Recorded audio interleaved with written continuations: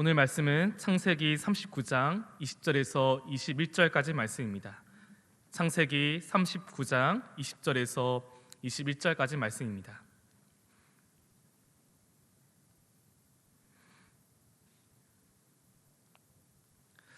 제가 하나님 말씀을 받들어 봉독하겠습니다. 이에 요셉의 주인이 그를 잡아 옥에 가두니 그 옥은 왕의 제수를 가두는 곳이었더라. 요셉이 옥에 갇혔으나 여호와께서 요셉과 함께 하시고 그에게 인자를 더하사 간수장에게 은혜를 받게 하시매. 아멘. 오늘도 오후 예배를 드리는 성도 여러분들에게 하나님의 은혜와 평강 있기를 간절히 바랍니다. Keep Going이라는 책이 있습니다. Keep Going 뜻은 그래도 계속 가라는 뜻입니다. 자기 개발서에 있는 책 중에 하나이며 또한 동기를 부여해주는 책으로 구분되어지는 책입니다. 지혜의 부조 라코타 인디언의 삶의 방식에서 인디어 속담이나 경언이나 우화들로 구성된 책입니다. 라코타 인디언은요, 이 지혜에서 인간의 노력을 강조합니다. 그래서 강인함을 노력과 고통의 산물이라고 표현합니다. 그럼에도 계속 가라 이유에서 이렇게 말합니다. 인생은 늘 즐겁고 행복할 수만은 없다. 슬픔과 고통과 불행이라는 은지의 삶을 받아들여야 한다. 그럼에도 불구하고 계속 나아가며 살아내는 것이 우리에게 희망이 되기 때문이다. 이 책은 절망 가운데도 그래도 계속 가라, 희망을 향해 나아간다고 말하고 있습니다. 하지만 사실 이 책이 신앙적으로 우리에게 좋은 책은 아닙니다. 인간의 노력과 의지를 강조한 책이기 때문입니다. 모든 선택의 순간이 내 의지와 노력에 초점이 맞춰지는 책입니다. Keep going, 그래도 계속 가라. 내 인생의 희망과 성공이라는 것에 맞춰져 있기 때문에 우리 그리스도인들에게는 좋은 책은 아닙니다. Keep going, 그래도 계속 가라가 우리 아버지 하나님께 초점을 맞춰갈 때 우리는 희망과 성공이라 넘어서는 그 기쁨을 맛보기 시작합니다. 세상의 킵고잉은 우리에게 노력과 의지로 나가기를 원한다면 그리스도인의 킵고잉은 그것이 아니라 하나님을 바라보고 하나님의 인자로 나아가라고 말하고 있는 것입니다. 여호와께서 요셉과 함께 계심에 그에게 인자를 더하사, 오늘 본문의 인자는 히브리어로 헤세드를 의미합니다. 은혜를 의미합니다. 이 은혜는 긍휼과 자비와 인자를 포함하는 은혜입니다. 헤세드의 인자는 하나님의 나라를 만드는 데 있어서 가장 중요한 원리를 담고 있습니다. 그 인자에는 하나님이 구원을 베푸신다라는 것을 의미하기 때문입니다. 요셉에게 인자를 더하시다. 그렇다면 요셉의 삶을 한번 돌아보겠습니다. 요셉은 악한 일에 휩쓸리지 않기 위해서 살았던 자였습니다. 그래서 악을 용납하지 못하는 성품을 가진 자였습니다. 악에 대해서 눈을 감아주거나 또는 그냥 넘어가지 않는 자였습니다. 창세기 37장 2절 말씀입니다. 야곱의 족보는 이러하니라. 요셉이 17세의 소년으로서 그의 형들과 함께 양을 칠 때에 그의 아버지 아내들 비라와 실바의 아들들과 더불어 함께 있었더니 그가 그들의 잘못을 아버지에게 말하더라. 여기서 잘못은 도덕적으로 나쁘다는 뜻과 함께 실제적으로 해롭다는 그 잘못을 포함하는 단어입니다.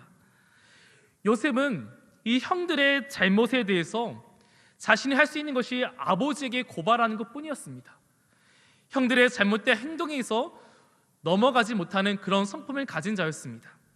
형들의 입장에서는 요셉이 자신의 악한 행위에 대해서 아버지께 고자질을 하는 동생으로만 여겼다는 것입니다. 또한 아버지인 야곱은 다른 아들보다 요셉을 더 사랑하여 채색 옷을 지어 입혀주셨습니다. 이 두 사건을 통해 요셉은 형들에게 더욱 미움받기 시작합니다. 요셉이 어렸을 때 꿈을 꾸고 난 뒤에 아버지와 형들에게 이 꿈을 말하자 형들이 요셉을 시기하기 시작합니다. 요셉의 어렸을 때의 모습을 보면 철버지 같은 인생이었습니다. 형들의 잘못을 바로 알리는 모습과 또는 꿈을 자랑하고 다니는 그런 어린아이 모습이었습니다. 형들의 미움과 시기가 더해지자 요셉은 애굽의 종으로 팔려가게 되었습니다. 애굽의 사람 보디발이 요셉을 샀습니다. 종으로 갔던 요셉은 형통한 자가 되었다라고 말하고 있습니다. 39장 2절 말씀입니다. 여호와께서 요셉과 함께 하심으로 그가 형통한 자가 되어 그의 주인 애굽 사람의 집에 있으니. 아멘. 애굽의 종 요셉이 아니라 형통한 자 요셉이라고 지금 말하고 있습니다. 2절의 맥락은 이렇습니다. 하나님께서 함께 하셨다. 그러므로 요셉은 형통한 자가 되었다라는 것입니다. 종으로서 어떻게든 살고자 노력과 애쓰는 그런 모습이 성경에 담겨 있지 않습니다. 하지만 요셉이 형통한 자가 된 것은 여호와 하나님께서 함께 하셨기 때문입니다. 형통한 자가 된다는 이 업무는 마칠리아는 단어입니다. 이 마칠리아의 단어는 요셉뿐만 형통한 뜻이 아니라 다른 사람도 형통하게 하셨다는 그런 뜻을 담고 있습니다. 그래서 39장 3절 말씀에 이렇게 말씀하십니다. 그의 주인이 여호와께서 그와 함께 하심을 보며 또 여호와께서 그의 범사에 형통하게 하심을 보았더라. 아멘. 2절과 이어서 이 3절에도 보디발이 그의 범사에 형통하심을 보게 된 것은 여호와께서 그와 함께 계심을 보았기 때문입니다. 하나님과 함께 할 때 형통하심을 보았다라고 말하고 있습니다. 종이었던 요셉을 보디발이 자기의 자식 집안의 형통함을 보게 되면서 가정 총무로 삼게 되었습니다. 하나님이 함께 하시는 사람에는 계속 나아가는 복이 있습니다. 내가 어떠한 곳에 있을지라도 또는 어떠한 시련과 고난이 닥쳐올지라도 하나님이 함께하는 사람은 나와 내 주변에 선한 영향력을 끼칩니다. 하나님이 동행하신다는 축복은 나에게서 끝나는 것이 아니라 내 주변까지 그 선하심이 드러나게 됩니다. 힘들고 어렵다고 생각하는 이 그리스도인들의 집을 신방할 때가 있습니다. 근데 오히려 그 집에서 힘과 위로를 얻을 때가 있습니다. 이것은 성도뿐만 아니라 교회도 이와 같습니다. 하나님이 동행하신 교회는 힘들고 어려운 순간에도 주변 이웃들에게 선한 영향을 미칩니다. 여러분들의 삶 속에서 힘들고 어려울지라도 하나님이 함께 하신다는 것을 믿고 나아갈 때 여러분들의 가정과 그리고 직장과 또한 교회와 또한 여러분들이 소속된 공동체가 이렇게 되기를 간절히 소망합니다. 가정총부의 자료를 높아질수록 찾아온 것은 유혹이었습니다. 창세기 39장 9절 말씀입니다. 이 집에는 나보다 큰 이가 없으며 주인이 아무것도 내게 금하지 아니하였어도 금한 것은 당신뿐이니 당신은 그의 아내임이라. 그런지 내가 어찌 이 큰 악을 행하여 하나님께 죄를 지으리까. 아멘. 종으로서 가장 높은 자리에 앉게 되었습니다. 가정 총부가 갖는 의미가 얼마나 큰지를 오늘 말씀을 통해서 알 수가 있습니다. 에덴 동산에서 모든 것을 허용하셨지만 선악을 알게 하는 나무를 금하셨습니다. 하나님께서 아담에게 금하신 것처럼 요셉 또한 보디발의 종에서 그 집안에서 모든 것을 할 수 있었지만 딱 한 가지 금한 것은 그의 아내였습니다. 요셉이 어렸을 때부터 가졌던 성품은 변함이 없었습니다. 악한 것에서 멀리하였으며 악을 용납하지 못하는 성품이었습니다. 가정 총무로서 요셉은 보디발의 아내의 유혹에서 주인이 금한 것을 지켰습니다. 이걸 지킨다는 것은 요셉이 어떠한 결과가 올지를 알고 있었습니다.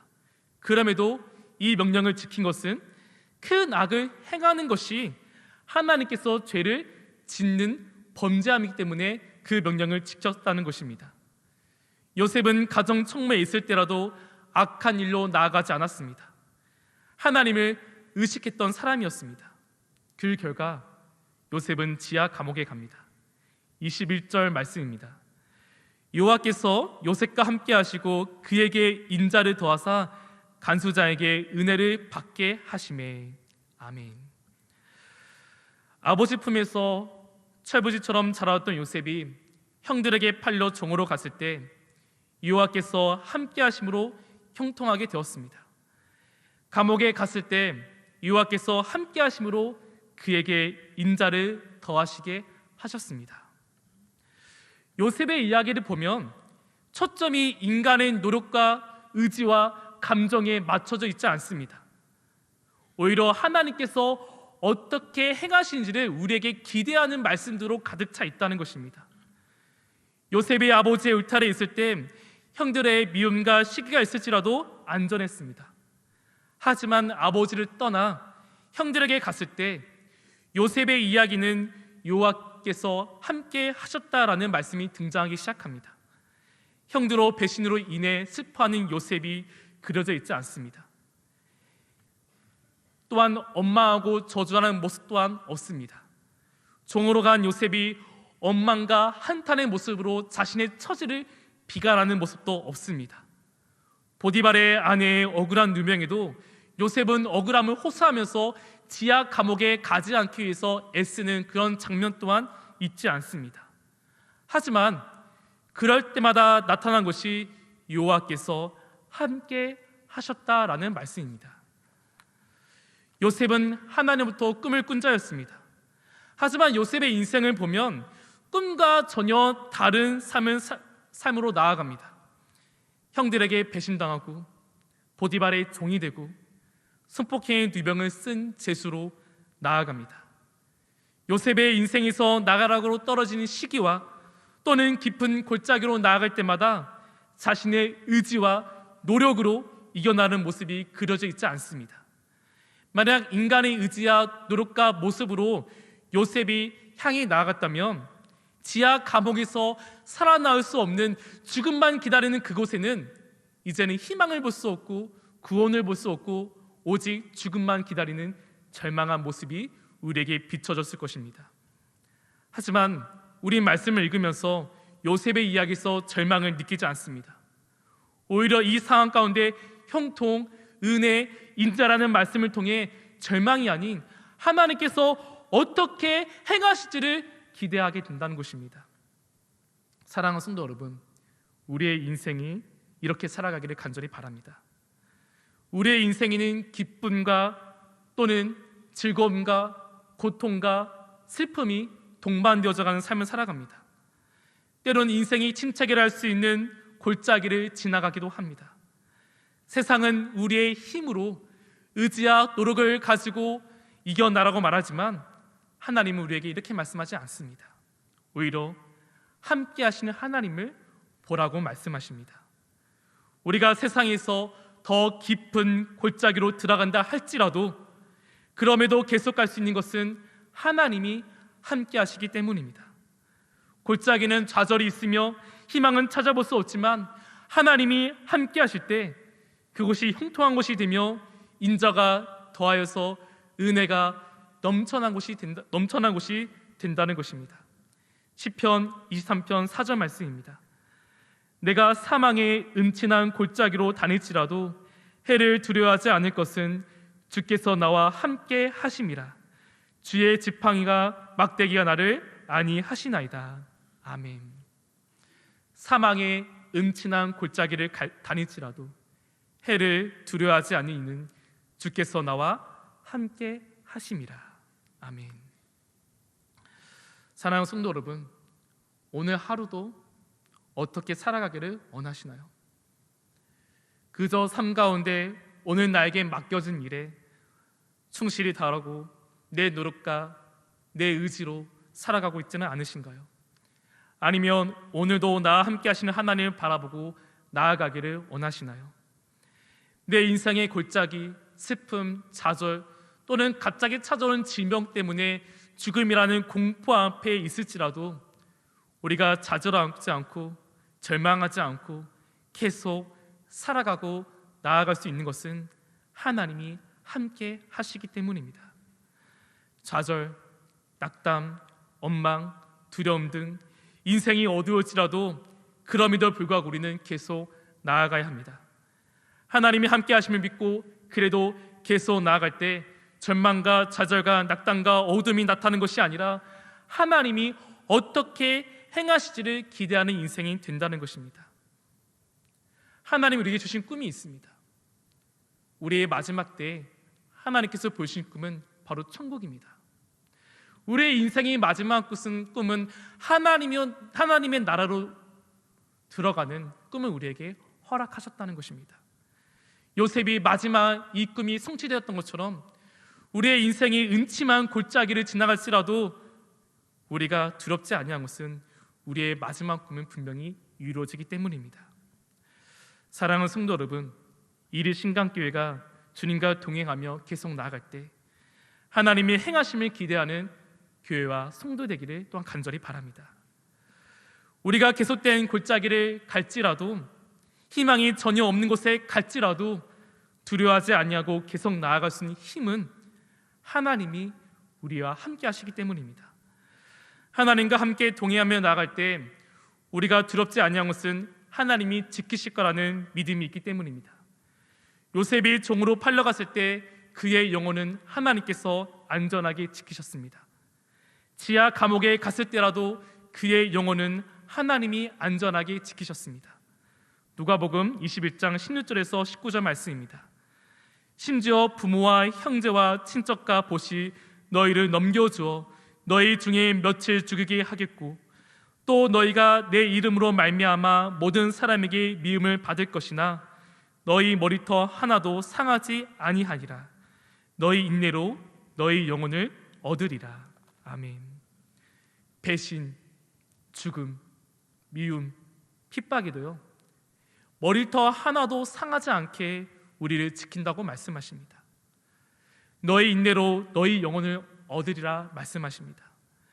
이 말씀에서 인내는 내가 의지야 노르고 참고 있는 인내를 말하는 게 아닙니다. 무거운 짐이나 힘든 시련이나 박해의 사항이 있어도 그 자리를 이탈하지 않고 지키는 그 인내를 말하는 겁니다. 우리가 인내할 수 있는 것은 하나님이 함께 하시며 우리에게 인자를 더하시기 때문입니다. 사랑하는 성도 여러분, 좌절과 고통 속에도 계속 나아갈 수 있는 것은 하나님께서 여러분들의 영혼을 안전하게 지키셨기 때문입니다. 하나님께서 우리와 함께 하실 때 우리를 형통케 하시고 인자를 더하십니다. 아무것도 없다 여길 때 하나님이 함께 하시는 그 하나만으로도 우리의 삶을 형통케 하시며 내 주변을 형통케 한다는 것을 잊지 않으시기를 간절히 바랍니다. 또한 희망과 죽음과 좌절하는 이 공포 속에도요 하나님께서 우리를 구원하셔서 우리의 영혼을 안전하게 지키겠다는 것을 믿으시기 바랍니다.